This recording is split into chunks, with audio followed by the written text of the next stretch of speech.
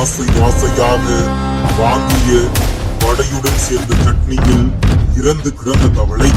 இணையதளத்தில் புயலை கிளப்பும் பரபரப்பு வீடியோ காட்சி.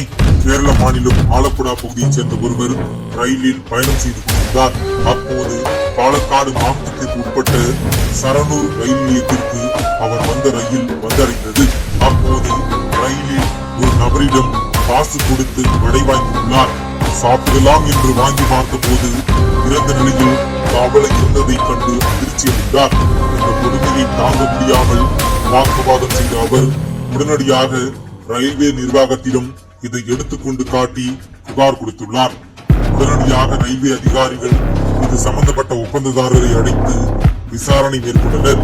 மேலும் ரயில்வே சுகாதார போலீசார் இப்படியெல்லாம் இனிமேல் நடந்தது அவ்வளவுதான் என்று எச்சரித்து அபராதம் விதித்தனர்.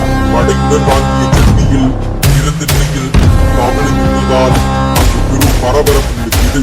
தற்போது இந்த வீடியோ காட்சி இணையதளத்தில் பெரும் பரபரப்பை